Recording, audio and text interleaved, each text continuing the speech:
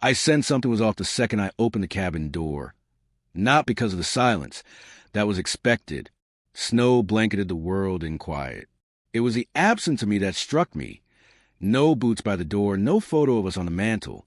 The leather chair I had picked out had vanished, replaced by something bland and forgettable.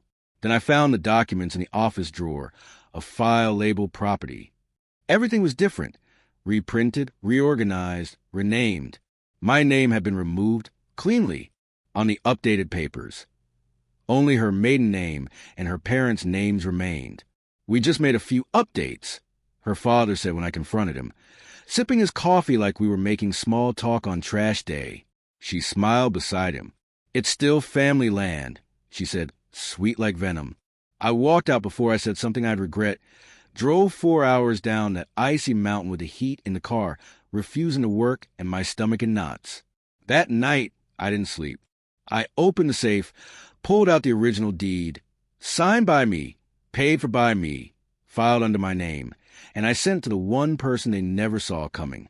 But that came later, 3 years earlier. The cabin had been a dream, a rundown log shell on forgotten land. I saw what it could be. She saw what it might mean. Weekends were for rebuilding, new walls, new wires, new memories. Her parents called it too remote back then. Funny how they changed their minds when it was finished. Now they spent their retirement there, acting like they'd raised it with their own hands. She used to run barefoot up those porch steps. Wild hair, bright eyes. She called it our sanctuary.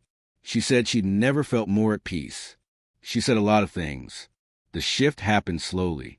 First, she stopped coming on weekends, claimed work was too busy. Then came the girls' nights that never appeared on her calendar.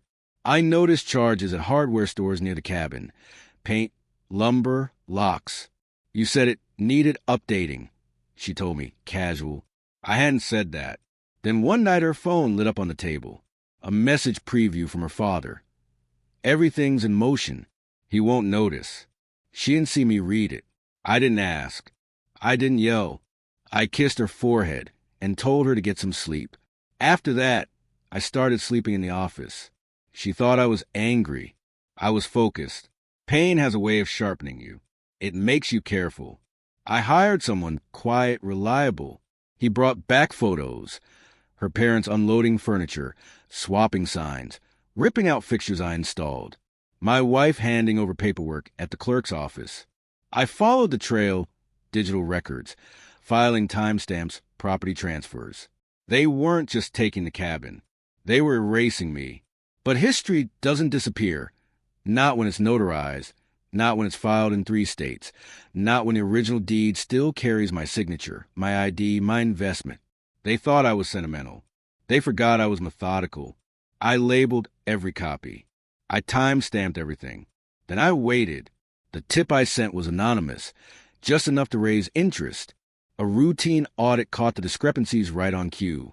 After that, I mailed the full file to her aunt, a retired real estate lawyer, who despised her brother, my wife's father. They underestimated her. 2. She went nuclear, filed a complaint, requested an inquiry. Her name alone brought everything to a halt. The cabin's legal status was frozen pending investigation. That's when I planned a dinner. We met at a quiet steakhouse.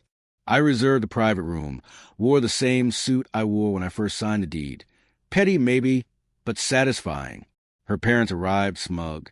My wife showed up late, dramatic as always. I placed a file on the table. My name was never off the title. I said, "You forged new records." Filed them under a fake trust. But public records don't lie, and neither does the person I sent them to. Her father reached for the folder. I didn't let it go. I filed a lawsuit, fraud, death. Conspiracy. You'll burn through your pensions and legal fees before the C's trial. He looked at her. She looked at me. I was already standing. They're still fighting it. Last I heard, they were trying to mortgage their house to stay afloat. Her aunt's deposition shredded their timeline. The judge called it a calculated attempt to dispossess the legal owner. I sat in the back row of a hearing, silent, still. She didn't say a word, just stared at the floor, hands trembling. After the ruling, I didn't smile. I didn't speak. I walked outside into the cold, took a long breath, and drove up the mountain. The cabin was locked, but I still had the key. Inside, the leather chair was there, under a tarp, untouched. I poured a drink, stood by the window, and watched the snow fall. You don't always have to raise your voice to be heard.